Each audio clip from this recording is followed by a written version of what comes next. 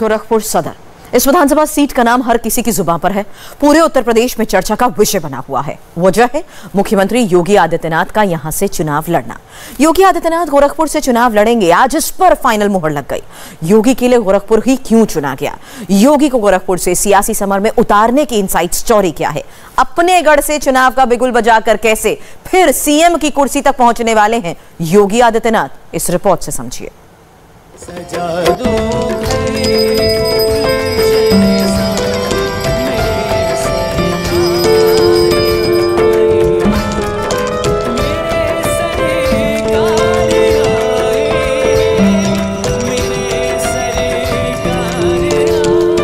गोरखपुर में सरकार आ रहे हैं, चुनाव लड़ने महाराज जी आ रहे हैं। गोरखपुर मठ के महंत अब की बार अपनी धर्मस्थली, अपनी कर्मस्थली से चुनावी अखाड़े में उतर रहे हैं। गोरखपुर नगर योगी आदित्यनाथ का अपना इलाका है। ये वो इलाका है जिसकी राजनीति का एपी सेंटर ही वो मठ है जिसके महंत हैं योगी आदित्यनाथ। यहाँ घर घर में गोरक्ष पीठाधीश्वर के प्रति आस्था है। गोरखनाथ की ये तपोस्थली साक्षी रही है कैसे सत्ता के शीर्ष पर पहुंचने के बाद भी उसका पीठाधीश्वर अपने पीठ धर्म को निभाता रहा। राजकाज के साथ साथ बतौर गोरखनाथ मठ के महंत योगी आदित्यनाथ अपनी धार्मिक गद्दी के दायित्वों का निर्वहन भी बिल्कुल ऐसे ही करते आए हैं जैसे मकर संक्रांति के मौके पर उन्होंने मंदिर में पूरे विधि विधान से खिचड़ी चढ़ाई। देखिए, मैं आभारी हूं आदरणीय प्रधानमंत्री जी का, आदरणीय राष्ट्रीय अध्यक्ष जी का और संसदीय बोर्ड का, जिन्होंने मुझे गोरखपुर से भारतीय जनता पार्टी का प्रत्याशी बनाया है। गोरखपुर की जनता जनार्दन और कार्यकर्ताओं के सहयोग से, अपने सभी वर्तमान और पूर्व जनप्रतिनिधि और पदाधिकारियों के सहयोग से भारतीय जनता पार्टी न केवल गोरखपुर में बल्कि पूरे प्रदेश के अंदर आज पहली सूची भारतीय जनता पार्टी की फर्स्ट और सेकंड फेज के चुनाव की जारी हुई है। प्रचंड बहुमत की सरकार भारतीय जनता पार्टी बनाएगी।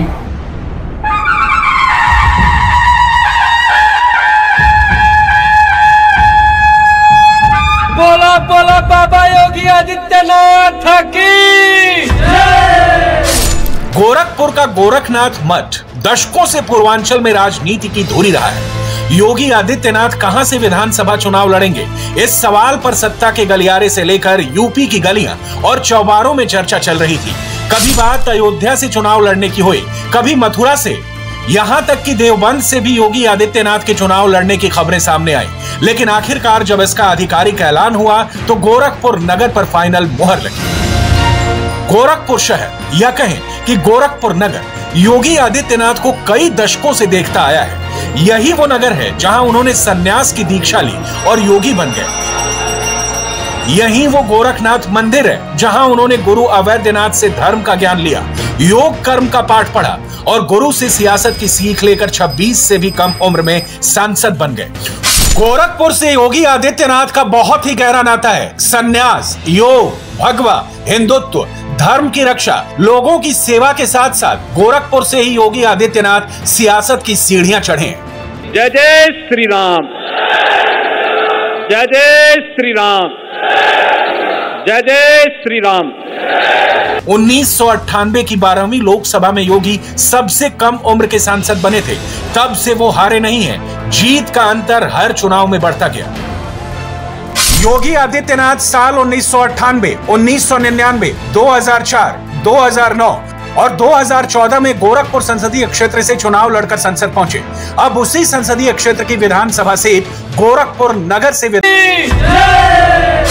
गोरखपुर का गोरखनाथ मठ दशकों से पूर्वांचल में राजनीति की धुरी रहा है। योगी आदित्यनाथ कहां से विधानसभा चुनाव लड़ेंगे, इस सवाल पर सत्ता के गलियारे से लेकर यूपी की गलियां और चौबारों में चर्चा चल रही थी। कभी बात अयोध्या से चुनाव लड़ने की हुई, कभी मथुरा से, यहां तक कि देवबंद से भी योगी आदित्यनाथ के चुनाव लड़ने की खबरें सामने आई। लेकिन आखिरकार जब इसका आधिकारिक ऐलान हुआ तो गोरखपुर नगर पर फाइनल मुहर लगी। गोरखपुर शहर या कहें कि गोरखपुर नगर योगी आदित्यनाथ को कई दशकों से देखता आया है। यही वो नगर है जहां उन्होंने सन्यास की दीक्षा ली और योगी बन गए। यही वो गोरखनाथ मंदिर है जहां उन्होंने गुरु अवैधनाथ से धर्म का ज्ञान लिया, योग कर्म का पाठ पढ़ा और गुरु से सियासत की सीख लेकर 26 से भी कम उम्र में सांसद बन गए। गोरखपुर से योगी आदित्यनाथ का बहुत ही गहरा नाता है। संन्यास, योग, भगवा, हिंदुत्व, धर्म की रक्षा, लोगों की सेवा के साथ साथ गोरखपुर से ही योगी आदित्यनाथ सियासत की सीढ़ियां चढ़े। जय जय श्री राम, जय जय श्री राम, जय जय श्री राम। 1998 की 12वीं लोकसभा में योगी सबसे कम उम्र के सांसद बने थे। तब से वो हारे नहीं हैं। जीत का अंतर हर चुनाव में बढ़ता गया। योगी आदित्यनाथ साल 1998, 1999, 2004, 2009 और 2014 में गोरखपुर संसदीय क्षेत्र से चुनाव लड़कर संसद पहुंचे। अब उसी संसदीय क्षेत्र की विधानसभा सीट गोरखपुर नगर से विधायक का चुनाव लड़ेंगे। आप इस होटल में हैं, इसकी छत से एक बार थोड़ा देखेंगे आप चारों तरफ। देखा मैंने, सामने आप रामगढ़ ताल दिखाई दे रहा होगा। बिल्कुल बिल्कुल देखा मैंने। यानी मुंबई उसके सामने फेल है। बिल्कुल। और उसका एक उदाहरण और है कि संभवतः इसी चकाचौंध को देख करके रवि किशन जी गोरखपुर में आए संसद का चुनाव लड़ने के लिए। गोरखपुर से योगी के चुनाव लड़ने का बीजेपी को सीधा फायदा पूर्वांचल में होगा, क्योंकि पूर्वांचल में पहले ओम प्रकाश राजभर, फिर स्वामी प्रसाद मौर्य और फिर दारा सिंह चौहान के बीजेपी छोड़ने से बीजेपी को ओबीसी वोट बैंक का नुकसान होने का दावा किया जा रहा है। लेकिन अगर योगी गोरखपुर से चुनाव लड़ते हैं तो पूरे पूर्वांचल पर इसका असर पड़ेगा। आज जो पहली सूची जारी की गई है उसमें योगी आदित्यनाथ कहां से चुनावी मैदान में उतरने वाले हैं इसका ऐलान कर दिया गया है। और इस ऐलान से पहले इस बात की पूरी समीक्षा की गई है कि आखिर किस तरीके से योगी की ये जीत मायने रखती है, क्योंकि बीजेपी पूरी तरह से इस बात को लेकर सुनिश्चित है कि योगी आदित्यनाथ को गोरखपुर की जनता का साथ जरूर मिलेगा। हालांकि जो कयास लगाए जा रहे थे, अयोध्या के साथ साथ मथुरा की बात कही जा रही थी, उन सभी कयासों पर विराम लगाते हुए ये सबसे बड़ा दाव चला गया है, जहां योगी आदित्यनाथ एक अब चुनावी मैदान में होंगे और गोरखपुर से ही वो जनता का प्रतिनिधित्व करेंगे। हालांकि इस ऐलान के बाद विपक्ष क्यों घबरा गया है, इस रिपोर्ट के जरिए हम आपको जरूर समझाएंगे और साथ ही हम आपको ये भी बताएंगे कि आखिर ये पूरा राजनीतिक सफर क्यों मायने रखता है। गोरखपुर से ही योगी आदित्यनाथ का ये पूरा सफर कैसा रहा और इसका इतिहास क्या है, गोरखपुर की मान्यता क्या है और गोरखपुर का इतिहास क्या है, आगे की इस रिपोर्ट के जरिए समझाएंगे।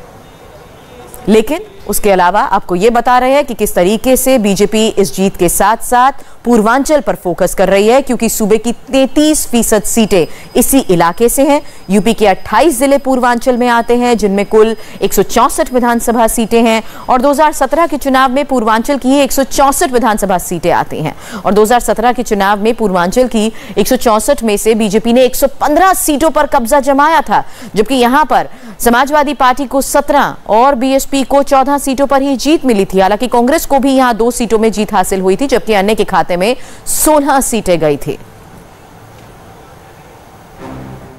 विरोधियों की दलील अपनी जगह है और हकीकत अपनी जगह। सच तो यह है कि गोरखपुर में योगी अकेले वोटों का रुख मोड़ते आए हैं। गोरखपुर में योगी आदित्यनाथ का सियासी वर्चस्व रहा है, चाहे लोकसभा चुनाव हो या फिर विधानसभा चुनाव, यहां योगी का सीधा प्रभाव रहता है और इसकी सबसे बड़ी वजह आदित्यनाथ का गोरक्ष पीठाधीश्वर होना है।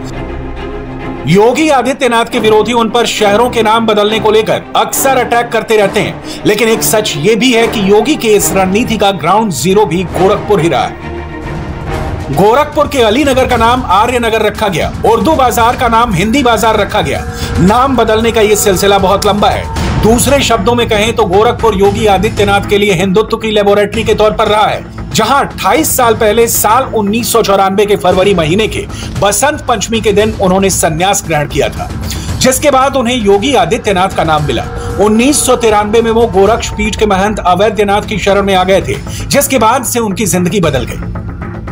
दीक्षा लेने के सिर्फ 4 साल बाद 1998 में वो सक्रिय राजनीति से जुड़कर अपने गुरुओं की सियासी परंपरा को आगे बढ़ाया। योगी आदित्यनाथ से पहले साल 1967 में पीठ के तत्कालीन महंत दिग्विजयनाथ सांसद बने थे।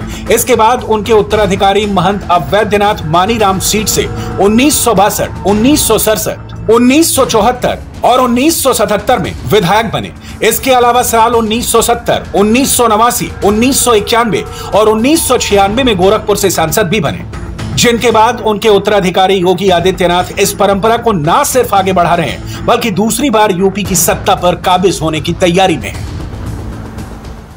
इंडिया टीवी हर वक्त हर जगह डाउनलोड करने के लिए सर्च करें India TV news Google play store या ऐप स्टोर पर।